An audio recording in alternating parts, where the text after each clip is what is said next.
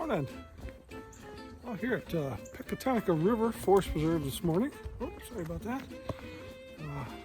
Saturday, week 10. Have wasted the whole week again. Squandered some opportunities and didn't get the ideal light I was looking for the shots I had planned. So here it is, Saturday morning. It's dull, gray, cold, early spring, late winter, blah, what it is. Not ideal light for photography by any means. It's very flat. So we're going to try something a little different today. Still going to be a large format photo as per the project guidelines. But I'm going to shoot it with a different kind of camera. This is a homemade camera. It's a camera Obscura or pinhole camera. It's a camera that I made, probably 4 or 5 years ago. I've taken some really cool photos with it. I haven't shot it recently. It's probably been about a year since I've actually even used it.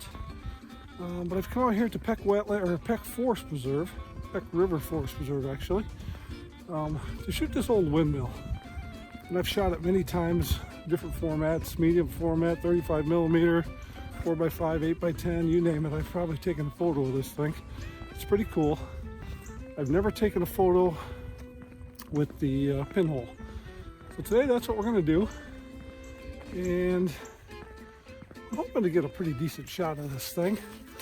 The beauty of the pinhole is depth of field. Everything is in focus from the front to the back, but nothing's really in sharp focus. That's kind of the beauty of the pinhole. Gives you some pretty cool effects, kind of a real old-timey kind of a look. Spin around here, and there's the windmill right behind me. Kind of see it. It's been here a while. It's part of the forest preserve now. Kind of goes with that old barn down there, which is pretty cool, old limestone barn. I've photographed that many times as well. But today I'm gonna try to get a shot looking up the ladder on the windmill.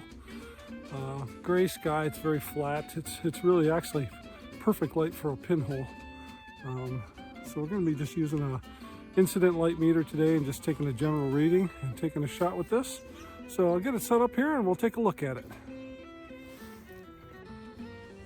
So here's my camera. Like I said, it's a homemade camera Obscura pinhole camera, large format. Accepts a 4x5 film holder in here. Got a tiny little pinhole up in there. I don't think you can, you might be able to see it in there. This is information that when I built the camera. There's a focal length of 6.4 inches or 163 millimeters, an aperture of 0.021 inches or 0.54 millimeters, which gives it an f-stop of 302, f302. I've engraved these lines on here so that I know what my field of view is, so I can kind of get an idea. I've also drawn those on the side here so I can get it in that direction as well. The shutter consists of basically just a little handheld thing here. Nothing spectacular. There's our shot. We're going to shoot up the ladder into the sky. Hopefully it's going to come out pretty good. I just did some initial meter readings. I'm using Tri-X 320 today. Came out about between 1 and 3 seconds. So we'll see what that looks like, and we'll take a shot here shortly. Well, I'm about 0% confident in the light seal on this camera. There's actually kind of a felt material that I had lined the inside where the film holder goes in. When I stuck the film holder in there, it started to pull it all out. So I kind of stuffed it back in there. I think what I'm going to do is I'm going to leave my dark cloth on here when I take the photo. I've metered it at 1 second, and I think I'm going to probably, with the reciprocity, I'm going to take about a 3 to 5 second exposure. With pinhole, you're really not doing a spot meter. You're just trying to get a general sense of the light. Because I'm shooting up, the sky is pretty bright. With down closer to the ground into the Windmill where there's some vegetation in the ladder and that. It's metering a little bit lower than that. So I'm going to kind of split the difference and see what I get. So I'm going to take one at 3 and one at probably 5 seconds and see what I get. Let's go ahead and take a shot, and then we'll get to the dark room and see if we got something worth doing today. Well, there's the camera, there's the film holder, and there's what's left of the light seals that I accidentally ripped out, trying to stuff the film holder in there. So ended up kind of wedging it in there and putting the light seals back around it. I don't know if it's going to work or not. It might have been a total disaster. Luckily I had my dark cloth with me today. This is kind of what I was hoping we were going to get, was going to be, you know, something kind of like that. Probably not quite that wide, but somewhere in that neighborhood. Hopefully we get something usable. Beautiful day out here. Like I said, the light is really flat.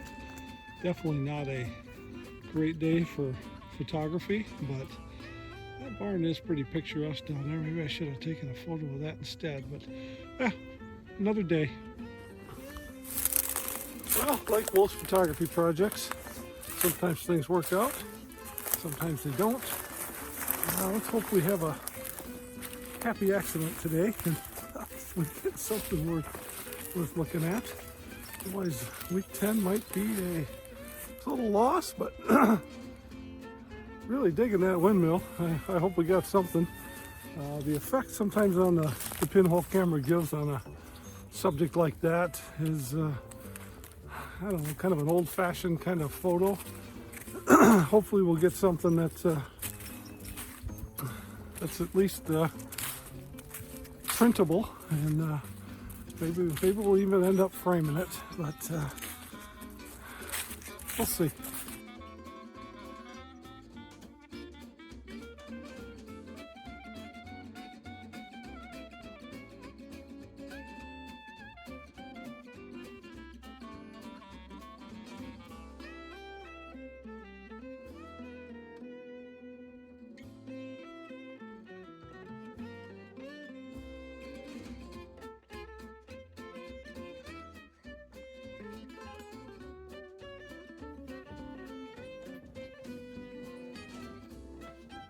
Well, we got the developing done. The negatives look about as you'd expect from a pinhole camera. Somewhat sharp, not super sharp. Both of them turned out about the same, and I really didn't have that great of a difference in the exposure. Mainly, I just wanted to make sure I got something, and I got something fairly decent. So the exposures look pretty good. We'll take a look at them on the light table. Like I say, the thing I like about pinholes, they kind of have a real kind of a vintage look to them, where everything is in focus from foreground to infinity, basically. But nothing is in sharp focus, but everything is kind of in focus. Kind of a neat perspective on the windmill, looking up the ladder. Yeah, overall, I'd say it was a good experiment. I did find out that I had some light seal problems on my pinhole that I'm going to have to fix if I want to continue to shoot with that. Putting the dark cloth on there seemed to have worked. Don't see any light leaks on the negatives, which is good. So we'll go ahead and take a look at these on the light table. We're going to dry them, going to scan them, and we'll call week, what was that, week 9, week 10, call it in the books, and we'll look forward to week 11. So here's our finished negatives. Left, exposure A, right, exposure B. I believe left I did around 5 seconds, and on the right I think I did about 10 seconds. So not a real big difference with the reciprocity. I think it metered at like a half a second or 3/4 of a second, something like that. With the reciprocity, those are the numbers that I got in my calculator. You can see there's not a terrible amount of difference. Well, I do have one of them backwards on here. So I guess the one on the right is correct and the one on the left is flipped upside down.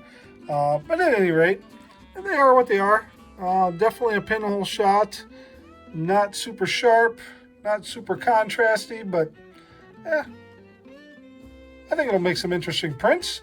So I'm gonna go ahead and get these dried up, get them scanned up, make a print, and we'll see what they look like, and I'll follow up the video with the prints.